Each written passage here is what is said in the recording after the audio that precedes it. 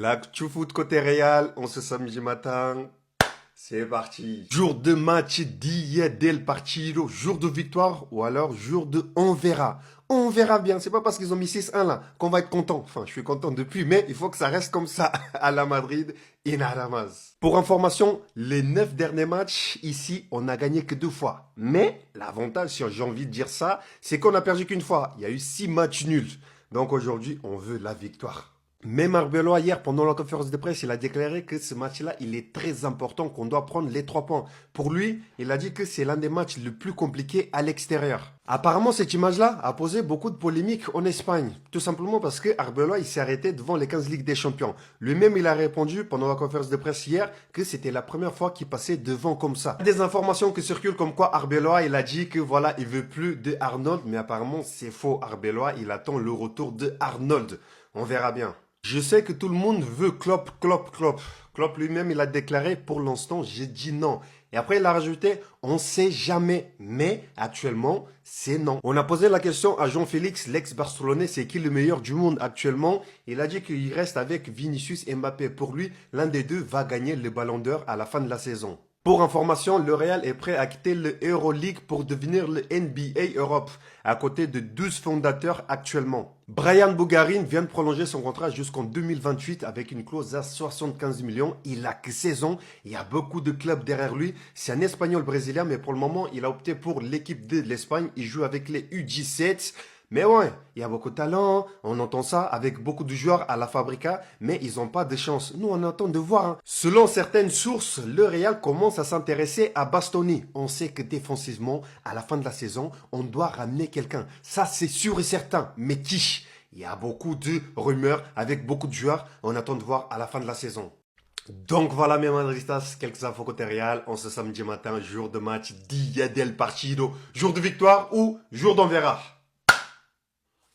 Jour de match les Madridistas, jour de victoire. J'espère que c'est le retour des jours de victoire parce que la dernière fois, je l'ai dit, on a gagné. En plus, on a gagné avec la manière. Ce soir, on joue face à Villarreal et ce match est très important. On aura l'occasion de voir si l'équipe reste une bonne dynamique par rapport à ce qu'on a vu face à Monaco. Et logiquement, qui dit jour de match, dit compo probable. J'aurai également un message très important à la fin pour ceux qui ont participé à mon jeu concours, donc n'hésitez pas à rester jusqu'au bout. Hier, dans l'une de mes vidéos, je vous avais demandé de me proposer vos compos probables pour aujourd'hui dans les commentaires. Et j'allais réagir aujourd'hui à la compo probable qui a eu le maximum de likes. Preuve à l'appui, il y a cet abonné-là qui s'appelle ActuFoot et qui a proposé sa compo probable et qui a récolté 1261 likes. Voilà, je crois que c'est le commentaire qui a reçu le plus de likes. Mais comme je vous aime bien, j'ai pris également une deuxième compo, donc celle la plus likée, la deuxième la plus likée dans les commentaires, donc c'est celle du frérot Mendes, qu'on va essayer de regarder ensemble. En plus, il y a beaucoup de similitudes entre les deux compos, donc je pourrais faire le lien. Allez, on enchaîne. La première compo, c'est celle du compte ActuFoot, donc il part sur un 4-2-3-1. Avec Thibaut Courtois au goal, la paire défensive d'Innocent Raúl Asensio, je suis totalement d'accord. Valverde latéral droit et Carreras latéral gauche, c'est parfait. Ta défense, je ne peux pas faire mieux. Donc lui, il est parti sur un double pivot Camavinga Arda Güler. En vrai, pourquoi pas? Parce qu'un double pivot comme ça peut être intéressant, surtout si l'équipe maintient le pressing qu'on a vu face à Monaco.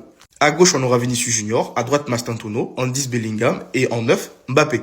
Alors Mastantuono à droite, je suis d'accord tous les jours, parce qu'en soi, Rodrigo revient à peine de blessure, et Brahim Diaz revient à peine de la canne, faut lui laisser du repos. Et Mastantuono est tout simplement sur une bonne lancée également. Et sinon, tout le reste, c'est nickel. Non, en vrai, j'aime bien la compo. Faudra voir maintenant ce que ça donne Camavinga au milieu de terrain, parce que j'ai un peu peur qu'il pète ses repères, étant donné qu'il a joué latéral le match dernier. Et sinon, t'as Sestero sur le banc au cas où t'as besoin de faire des remplacements. Et ça, c'est la compo du frérot Mendes.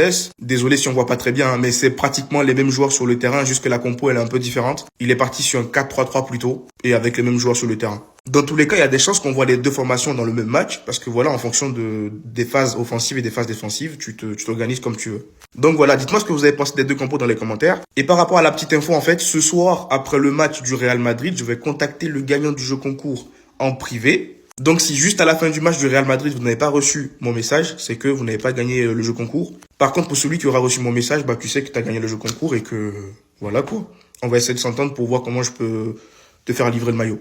Donc redites-moi dans les commentaires ce que vous avez pensé de tout ça. Et surtout pour ne rien louper, vous savez ce qu'il vous reste à faire. Abonnez-vous. Demain soir, c'est la guerre, ça va barder. Le Real Madrid affronte Villarreal à 21 h et va absolument falloir gagner ce match. Même s'ils sont sur 2 défaites d'affilée, faut pas se fier aux apparences, ça reste une très grosse équipe de Liga. En plus de ça, ils sont à domicile. Si on veut prendre la tête du classement avec 2 points d'avance sur le Barça, c'est le moment. Et ouais les gars, fallait pas merder. Ils ont cru que leur défaite elle allait passer inaperçue parce qu'il y avait la finale de la CAN en même temps. On aura juste à prier le Seigneur pour un miracle. Leur défaite face à Oviedo dimanche. Même s'ils sont derniers du classement, ils ont 2 bras, 2 jambes, ça reste 11 humains contre 11 humains. Le plus important, même s'ils repassent devant, c'est que nous, on ait fait notre job. Qu'on s'en morde pas les doigts après. Surtout après le match qu'on vient de pondre contre Monaco. C'est là qu'on va voir si on nous a vendu du rêve ou si c'est du réel. On s'est enflammé sur le moment, mais on connaît trop bien notre équipe. Du jour au lendemain, ça peut vriller. Et l'info du jour que je suis en train de voir un peu partout depuis ce matin, c'est Alexander Arnold qui devrait quitter le club. Après seulement un an, Arbeloa lui aurait demandé de partir pour son bien parce qu'il fait absolument pas partie de ses plans. Et que ses performances offensives et défensives étaient clairement insuffisantes et en dessous des attentes. Franchement, les gars, je m'y attendais pas du tout. Et quand on lui a posé la question sur les joueurs qui ne jouent pas à leur poste, dont Valverde latéral droit, il a dit que n'importe quel joueur doit être prêt à aider et faire passer l'équipe avant l'individualité. En tout cas, les gars, on se retrouve demain après le match. N'hésitez pas à vous abonner, ça c'est mon nouveau compte. L'ancien, il a sauté malheureusement. Pour ceux qui me connaissent déjà, merci d'avance. Pour les nouveaux, bienvenue à vous.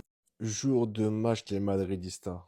La question est très très simple. Selon vous, est-ce que le Real va reproduire sa performance contre Monaco et enfin se lancer sur une bonne dynamique avec une façon de jeu et un réveil un peu tardif mais qui fera du bien? Ou est-ce qu'ils vont juste retomber dans leur travers? Est-ce que ce match-là va nous faire vibrer comme on a vibré pour Monaco avec du plaisir pour les yeux? Ou est-ce qu'on va encore chouiner, on va encore pleurer parce que le jeu sera dégueulasse?